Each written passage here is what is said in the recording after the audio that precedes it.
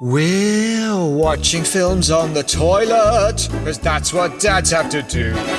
When the movie's unsuitable for your kids, then pretend you need a number two. If you need a break from your family or spouse, there's a lavatorial picture house. Watch Terminator 2 while you're sitting on the loo. Enjoy the whole of Rambo 4 with your trousers on the floor. We're watching films on the toilet. How about you? Eamonn. Hey there. We're doing this. I know. Can't believe it. Slight delay. You still sound a little bunged up. I'm a little bit. My voice is still a bit tired, but I feel much better. How are you? Yeah, I'm all right. So we had Coville. Both had Coville. In case you didn't know, we had the Coville. This is my third time round. They say the third time is the best. I wouldn't say it was the best. In some ways, it was the worst, but it's done now, I think. What about you? It's a bit like having the flu. I just wanted to see what all the fuss was about. There's that whole thing with COVID where you just look hideously ugly for 5 days. You haven't got over that yet, have you? I'm still in that ugly face, yeah. I mean, my sense of smell was lost for over a year and a half, so you're going to be hideous for 5 years. You say that as someone wearing a David Brent-style goatee beard, so, I mean, those are mighty big words. You might as well start on the beard. Yeah, you got a stupid-looking beard. Yeah. You know, I only kept this because this was a forfeit, so we can put a cork in that one right now. Thanks, Eamonn. So I have kept the beard. What was my forfeit? It was either keep the beard or do a cocktail of drugs. But in order to tolerate myself with the beard, I have to do a cocktail of drugs. Makes sense. So yeah, you look a bit like. Do you remember Robin Cook, that Labour politician? Vaguely, I don't. Google Robin Cook. It'll. I'd expected more of a reaction from you. Jesus Christ, Eamonn. That's how you look. You look like Robin Cook. He looks like Joe Pesci after he's been put in the vice in Casino. That's how you look. You've got a squashed head, a little weird sort of blonde goatee, and an ugly face. A really squashed face. That's exactly what you look like. Yeah, that's how you look. I'm sure Robin Cook was all right, but no, he's horrible, man. It's grotesque. Grotesque.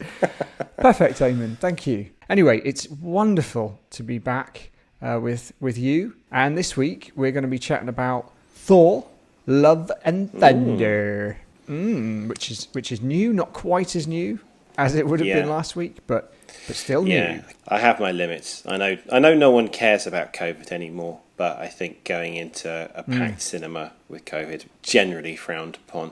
Yeah, that's irresponsible. As much as you guys wanted me to do it, I had to be strong morally. All the letters we got. Oh, just go and give everyone COVID. I just want to hear the podcast. I'm not going to do that. Oh, just the podcast comes first. What is wrong with you? They do say they're all Guardian readers, our listeners, apparently.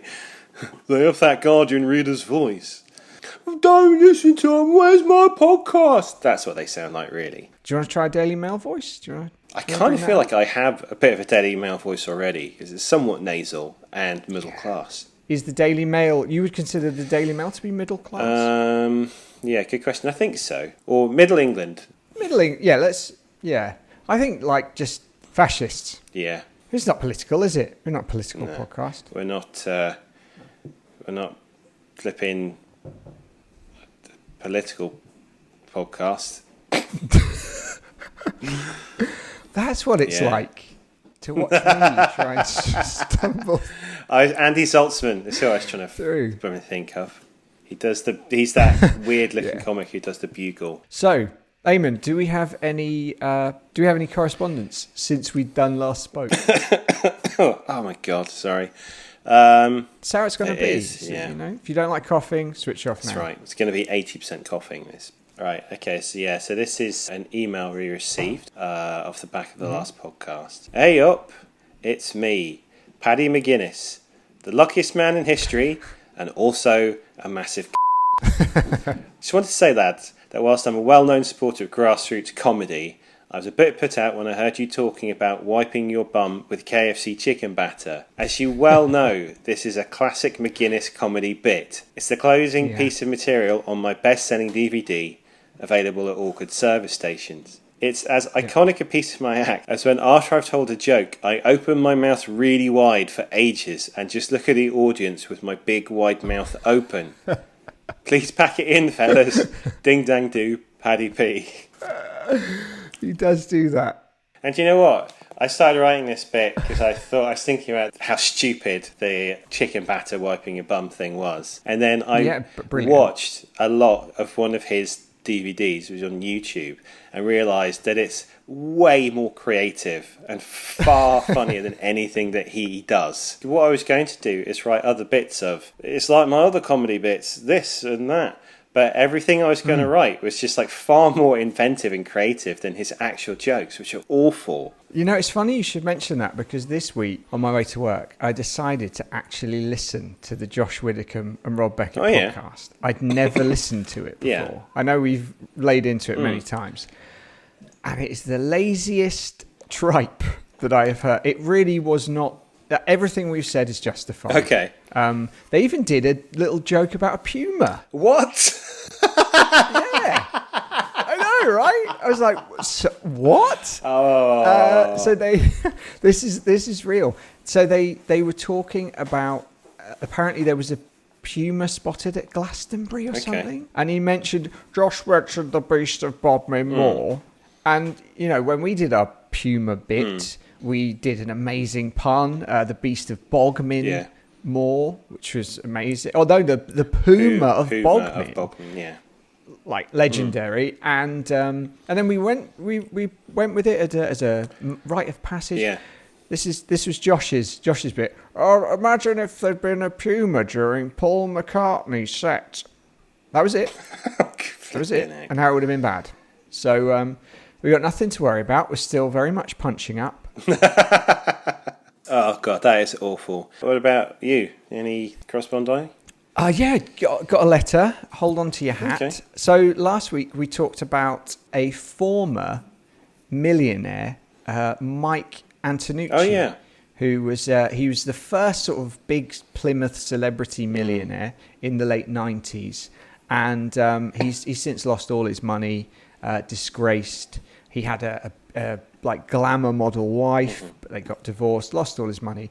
And one of our friends fired a firework at his house many years ago. So Mike's written in, and let's see what he has to say.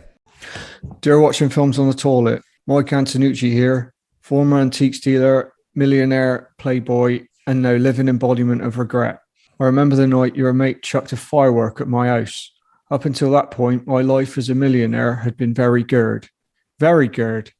I just married a glamour model called Kelly, and we were sitting on the sofa eating a meal when the firework thumped against the window. A Findus crispy pancake.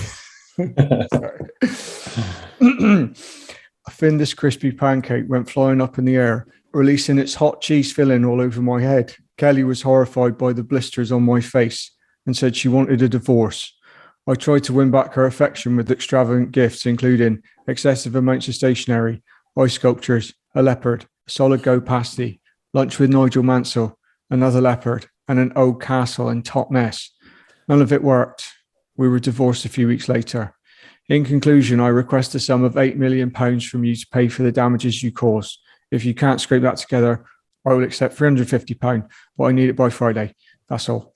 So yeah, that was Mike. Should we give him some money? No. Toilet news, Eamonn. This combines both films and toilets. Mattel reveals the best Jurassic Park collectible, the lawyer on the toilet. Oh, yeah, I love that. As one of Mattel's 12 Days of Fandom offering for the San Diego Comic-Con, the company is releasing the very best moment from Jurassic Park as an action figure set. Wow. So what's almost better than the toy itself is the name of the set. It's the Jurassic World Hammond Collection Outhouse Chaos set. So it's basically... Outhouse Chaos. So it's basically that is amazing. The lawyer, Gennaro, and it's really accurate. He's wearing shorts and a Panama hat. The T-Rex chasing after him, and then they have this toilet, sort of collapsible outhouse with a little toilet inside. How do we get hold of this? Do we have to go to San Diego Comic-Con? I think we do. What other iconic film murders would you like to see immortalised as a toy? The scene in Drive where he stomps that guy's head into the elevator floor. That would be a good place. That'd be a good one. Or what about like Seven? So you could feed the fat guy and then eventually... You could feed him till he bursts. He bursts, yeah. Or Bambi's mum. Head explodes. Pump up Bambi's mum till she pops. John Coffey in The Green Mile. In an electric chair? Yeah, you put him in an electric chair, he spits out a load of bees, and then Tom Hanks lives forever. That works for me. Oh, what about $1 Million Baby? That would be a good place, stool, wouldn't it? Yeah. Yeah, a little stool. Yeah. And it, like you press the button and she just falls onto the stool. Oh, God. What about the Cohagen decompressing in Total Recall? Oh, what, when it, on When his Mars? eyes come out on stalks. Yeah. He just lets out those Arnie noises. That would be... I'd easily buy that. I'd easily buy that. Marley and Me. I think there need to be more play sets where dogs die. Yeah, I get annoyed in films when dogs live. What is it about dogs? Any policeman will tell you one of life's great pleasures is shooting a dog. It's just one of the perks of the job. So Thor. Eamon, Yeah. how did you see Thor? In Uh, fact, how did you see Thor's bum? I saw it in the cinema. Mm-hmm. Good. And, what I did is, remember those old-fashioned gurners who would, for some reason, you remember who I'm talking about? The gurners who would take out their false teeth and then sort of pull their face. Yeah. Like their face basically goes in when they take their teeth Did out. they not put a toilet seat around their neck to do the gurning? What the hell are you talking about? I'm sure. Hang on, I'm going to Google it. Gurning. What are you on about? Toilet seat. I'm sure. Do you remember the old-fashioned guys? They gurn. Oh, this is it. Oh, it's not. It's not a toilet seat. It's the thing that goes around the horse's head. It goes on top around their neck so they can pull. So they put that around their neck and go, like in postcards and stuff. Yeah, exactly. Right. Oh, those funny postcards. So I did that, but sadly, I mistakenly thought it was a toilet seat that they wore. So I wore a toilet seat around my neck to the cinema. Not really sure what to say. Well done. So you got the reference kind of wrong, but you kept going with it, and and you got a toilet seat around your neck in the cinema. Yeah, and you have your teeth out, or no? But I did pull a face the whole time. Good. Still maybe suffering from COVID delirium. So I think so. It might be that. So. I also saw it in the cinema, and my wife thinks I'm insane because I went with my family. Mm-hmm. Now, I don't know if you know this about me, Eamon, but I have a real issue with like noises, misophonia, I believe it's called. Rustling sounds, eating noises really put me on edge. So I found out before we left that my sons had got themselves some sweets at the shop ready for the cinema. My older son got some sensible Haribos. I often take a little plastic bowl to cinema so they can pour them out beforehand. My younger son had made a last-minute decision to switch to Starburst. As you know, all Starburst are wrapped. So that's a lot of wrestling. So while the credits were rolling, I unwrapped every single Starburst. So that the rustling sounds would be avoided. So that was great. All good. Then a couple of kids came sat next to us who had brought in bags of freshly microwaved popcorn, which they then tore open a little bit, but not enough. So that was it for the rest of the film. My efforts were utterly pointless. It's like I love the cinema, but it is actually the very worst place for me to watch a film.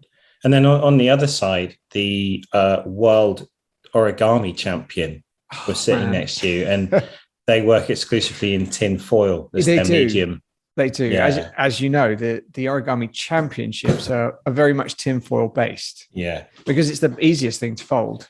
piece of cake. Yeah, but it's so loud. Mhm. So loud. Let me list some sounds for you. Tell me if you find these annoying or soothing. Okay. Someone punching a horse. Oh, that would be sad. I wouldn't like to see anyone punch a horse. That would be upsetting. Okay. Someone punching a cow. Oh, also upsetting. Why are they punching animals? No, I don't want to see anyone punching a cow. All right. Someone whittling a tablespoon from a piece of old oak whilst kicking a cat. Horrible. And I think if I could see it, it'd be okay. If I could just hear the noise, and I'd probably get quite annoyed. I imagine it would sound a little something like this.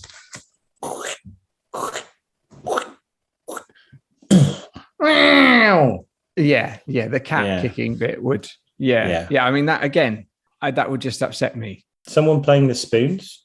Oh, awful. Forget that.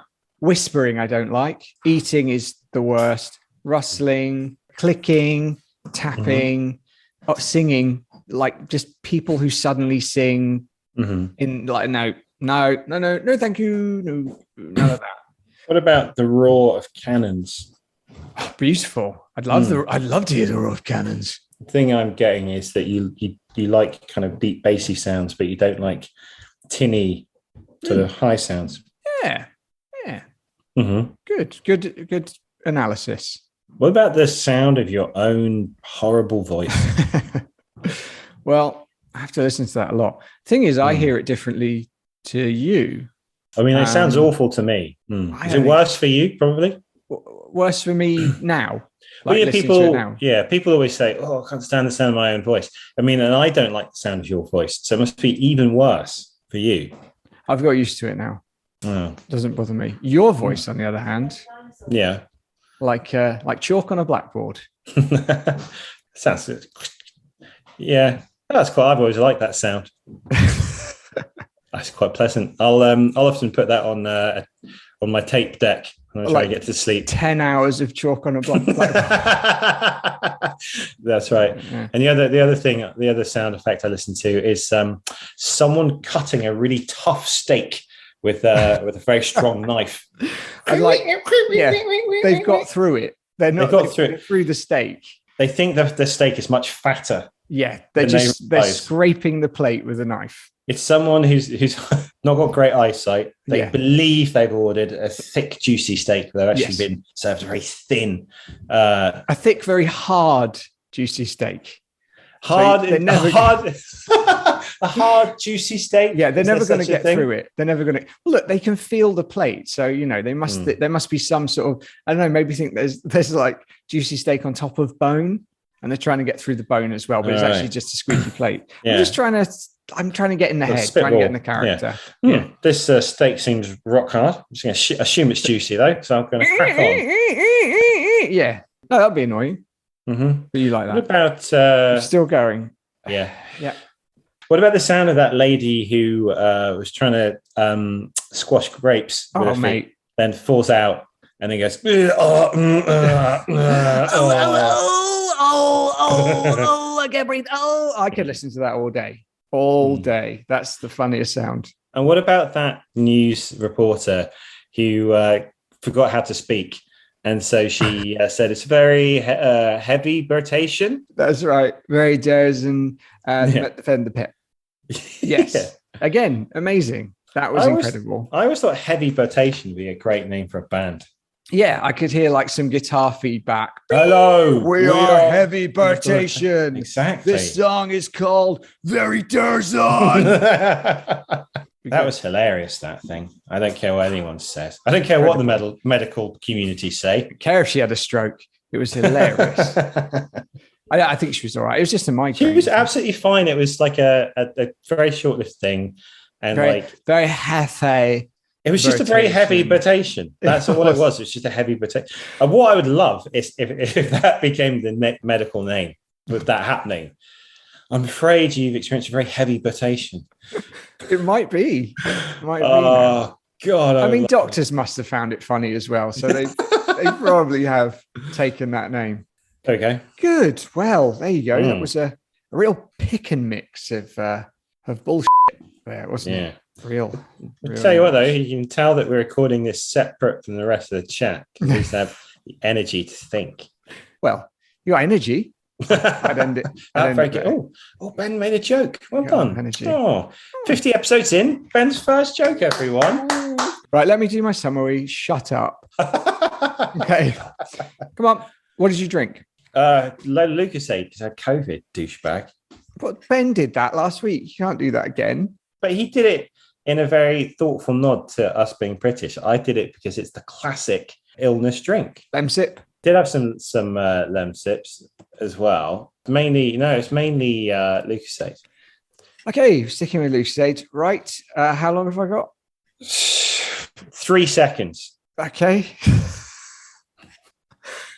3, 3 2, seconds. 1, go. So Thor is hanging out with the Guardians of the Galaxy, who are a bit bored of him. Time's up. I'm afraid you have failed in your ability to communicate the plot. You failed in your big wee.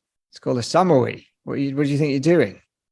Yeah, so all that I was absorbing all that Lucasade to help fight the COVID, so there's very little excess. Yeah, just little ones. Should we see how long it takes just for intro? You failed, but let's see how long it takes just for curiosity's sake. I did write this down, so quite like to give it out. Might as well hear it. Yeah. Yeah. All right. Good. Okay. Ready? All right. 3, 2, 1, go. So Thor is hanging out with the Guardians of the Galaxy, who are a bit bored of him because he uses his immense power to save them from perilous situations. Idiot. Thankfully for them, Thor has to go off and help his pal Sif, who's had her arm cut off by Gore, the God Butcher, a fellow who promised to kill all the selfish gods when one of them failed to save the life of his daughter, which seems fair. Thor takes Sif back to New Asgard, where he's reunited with some old pals and his ex-girlfriend Jane, who's acquired the power of Thor and his old hammer. Gore kidnaps some Asgardian children who no one is that bothered about, and Thor decides to rescue them because that's what heroes do, I guess. Him and his mates head to Omnipotent City to get some help from some other gods and meet Zeus, who turns out to be a complete tool. So Thor kills him with his lightning bolt, but doesn't actually kill him because no one really dies. Then Thor's crew head off to beat up Gore and find out he wants Thor's axe so he can travel to eternity and make a wish to kill all the gods, which is a really handy way to solve big problems, isn't it?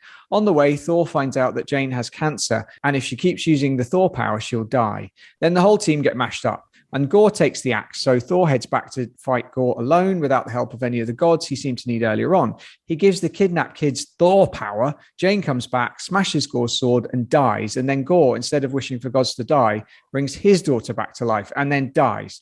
And Thor becomes her dad. The end. Okay. So, well, I mean, it's a minute and 21 there. So, Okay. A lot more than minute and 18 seconds overrun. So that was 27 times the time it took you to do your wee. Take your word for it.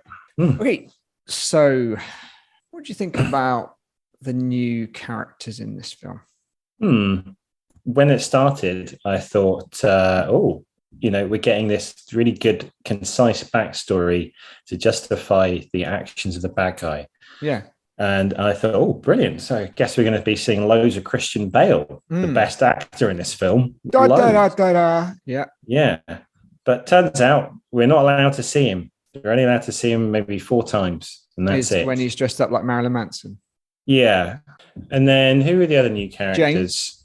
Jane. Well, Jane really Foster new, we've is she? seen before, but I think it's a new incarnation of Jane. Mm-hmm. And I think in terms of her character development, she didn't get a lot before. So No, she didn't. This is the biggest arc that she has. What did you think of her? I would much rather Thor died and she sort of picked up the mantle and carried on just to see something different. Chris Hemsworth, he's great as Thor, but he's been in a million films now. You can't keep on reinventing himself. I don't want to see anymore. I'd much rather see a Natalie Portman driven film and see what her adventures would be. I'm very much with you, and I feel this would have been a lot better if it had all been from her point of view. If we'd started with her finding out she had cancer rather than being stuck in it. She kind of seemed quite fine about it. Yeah. And then she went and found the hammer very quickly, and then she went and found Thor, and this whole love story, or it's meant to be a romantic comedy. There was never. The rom-com thing is fun because it's, will they get together? Won't they get together? There was never any question that they were going to get back together again. And it could have been sad when Thor found out that she had cancer, but everything was just dealt with in such a throwaway, lol way. Nothing landed. A lot of wasted opportunities. What did you think of Christian Bale? I thought he was great. I thought he really put everything into it, as he always does. I would never doubt Christian Bale's performances, but I just think the writing was incredibly lazy. All the actors have talked about, well, Taika gave me the script, and I don't think he did. I think maybe Taika told you about the film and then you made it up as you went along, because that's what it felt like. Yeah, it did feel lazy because, usually his films are really sharp. Yeah. And maybe it's that he spread himself too thin because he's got dozens of projects on the go. Maybe. Because you said that Ragnarok was maybe your favorite Marvel film. I love Ragnarok. I've watched it probably more than any other Marvel film because it's fun. And I was thinking about the scene or when Odin, fades away. It really hits. That line, like, I love you, my sons. It gets me. And they didn't play that bit for laughs. That whole part is taken very seriously. And in this, there were so many, what should have been really emotional scenes. They were just joked away, or, there was some parody or whatever. Also, I think Loki was missing, or anyone with any kind of for Thor to bounce off of. He just got on really well with everyone. There was no character that was gonna, switch allegiances. There was, like, Valkyrie, you didn't quite know which way she was going to go. You got Hulk, you got Loki. Everyone is just constantly changing. Yeah. And in this, it was like, right, got my mates, going to go on a mission. I'm definitely not going to die. What is there to lose? Nothing. Okay. What did you like about this film? I actually liked the bit with Thor, and I think it's Chris Hemsworth's daughter. I liked the part with him and his daughter at the end. I thought that was the funniest part of the film. It gave him someone to bounce off of. And although it was bizarrely shoehorned in, and I don't feel earned in any way, I liked that bit. But I mean, the Zeus scene, like, you talked about orgies, it was just awkward. This film did a lot of stuff that the TV show The Boys has already done. Yeah. So the Boys had an actual superhero orgy. Yes, it did. In the last series, which was just a pretty graphic one. Absolutely crazy, but hilarious. Yeah. They also had, in this one, it was a little girl was using a rabbit to shoot lightning from its eyes. Yes. Yeah. Butcher used a baby with laser eyes in The Boys. Yeah, it did. Yeah. It just felt like they were kind of just off the pace, like someone had beaten them to it. Like screaming goats. Yeah. A couple of times it did make me laugh hearing them scream. The goats. Yeah, I quite like the goats. I thought they were fine. But, it's kind of, it's dated, isn't it? But that's like an internet. That's like just using an already funny internet meme. Yeah. So you're relying on the funniness that's already there rather than creating your own. And it just felt like Taika has no regard for the Marvel universe or anything that's happened. This whole eternity thing is ridiculous. They could have just gone there, wished everybody back, wished Thanos dead. There's all sorts of things they could have done. Thor had the Stormbreaker thing, the axe. He could have just gone there. So they're just throwing that in now. I think since Infinity War or Endgame, I quite like Spider-Man. But other than that, there's no direction. There's all these massive plots that open up, and it all felt very inconsequential. Oh yeah, I think that's a good way to describe it. I felt the same way. It did. I know the Guardians were in it at the beginning, but it felt completely disconnected from that whole universe, and the events within it seemed to have no sort of consequence for anything else. Yeah, that's it. And Doctor Strange felt the same. They need to start killing some people. They do. In Doctor Strange and this, they've put awful post-credit sequences in which take away the impact of the best moments of the film. Have you seen Doctor Strange? Yeah. It ends with a very Sam Raimi moment where he opens his third eye and just freaks out. Yeah. Great. And then about a minute later, he's fine with his third eye. And in this, Zeus dies. Oh, no. No, he's not dead. Jane dies. Oh, no, she's not dead. Like, well, what are they doing?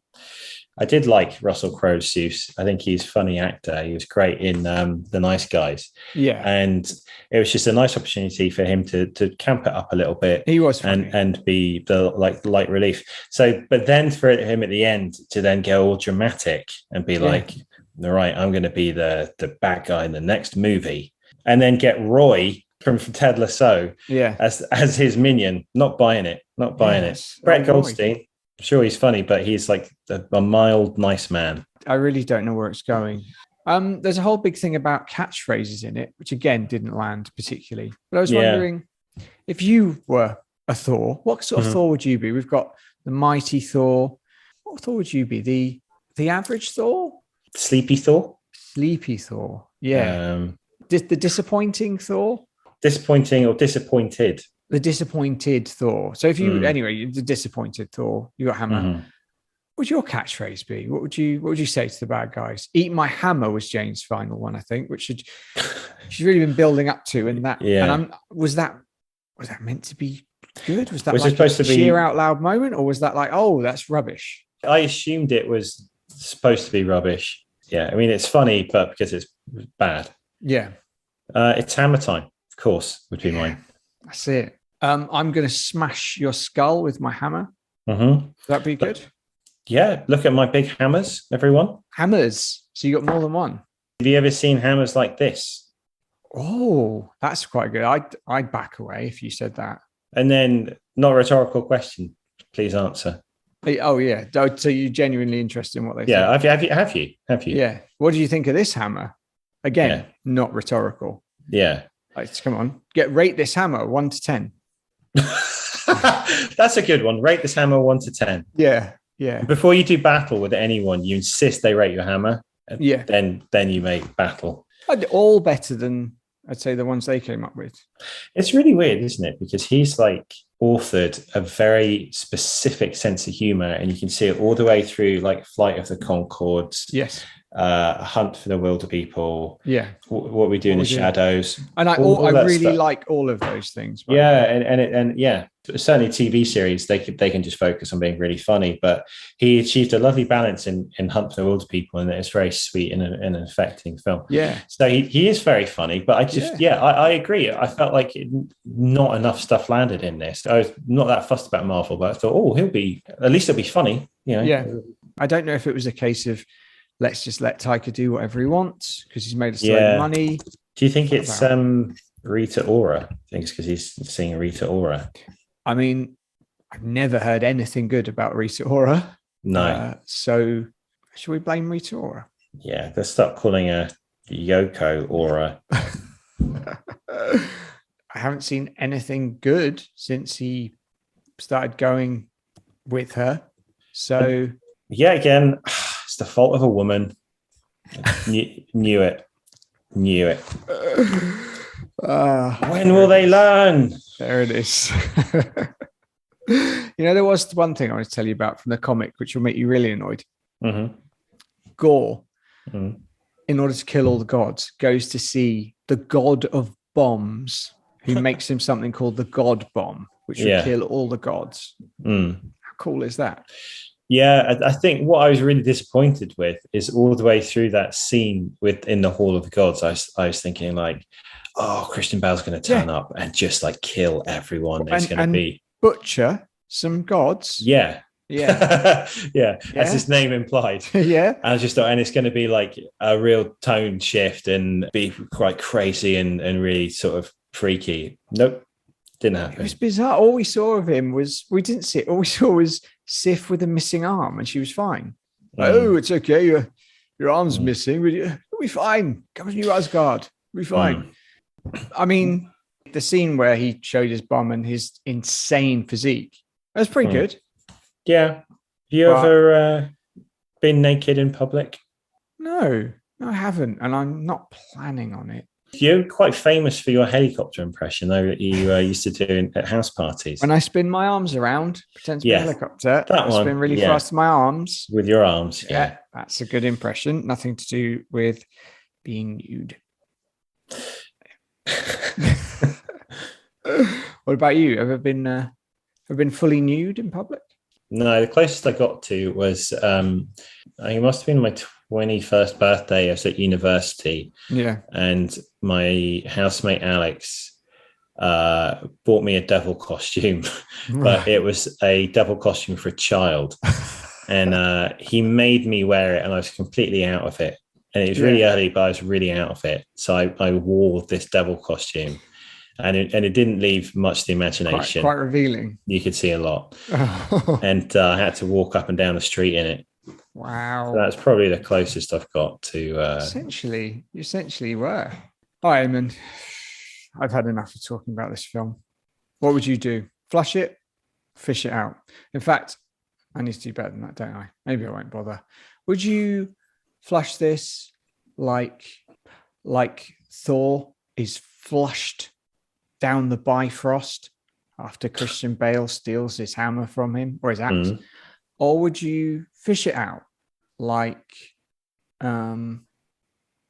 Jane fishes the pieces of Mjolnir out of that like dome thing? Ooh, well, we really ran out of energy towards the end of that, didn't you? Really ran out of steam. I was willing you over the line. I said, Please. just say something, say anything. Say a word. Get it finished. Ah. I would flush it. I was very disappointed in this film. Yeah. And so what about you?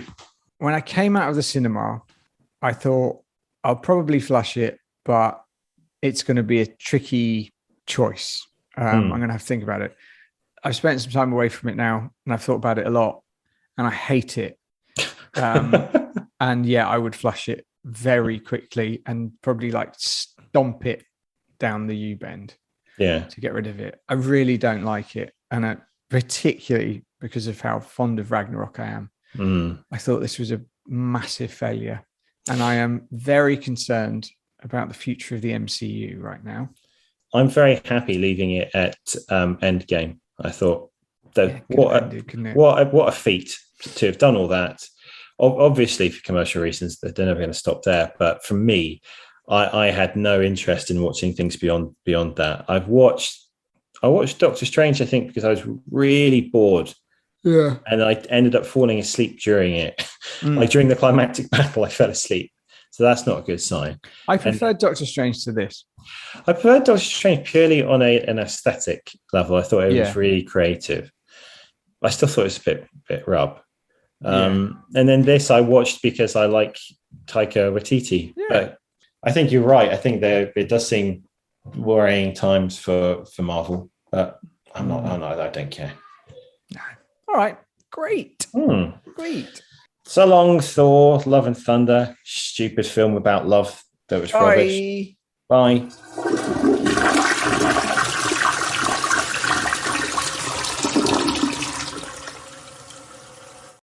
Okay, so Thor, Love, Thunder, done. Yeah. Top 5. The competition bit, right? You don't need us to explain the rules. We're too tired. I'll go on. I'll try. This week, the top 5 theme is movie weapons, which don't include guns. So Eamon's going to try and guess my top 5. I'm going to try and guess his. We get 3 guesses each. Whoever gets the most guesses gets to pick next week's film. Whoever gets the least does a forfeit. That's it. Very good. There you go. I managed it. Okay. I lost last time and the time before that. So I get the first guess. The first one I'm going to say for you is Odd Job's hat. No. Okay. Thought you might have liked that. It's dumb though, isn't it? It's a hat. Yeah, but you like stupid things, so I thought you might pick some of my choices are stupid actually. Okay, here we go. That's brilliant. I'm going to lose again. Go on. Okay. I'm going to say this is a double proton pack from Ghostbusters. No. Oh. Because I classified it as a gun. Okay, so your choice again. This is a double. The head bomb from Total Recall.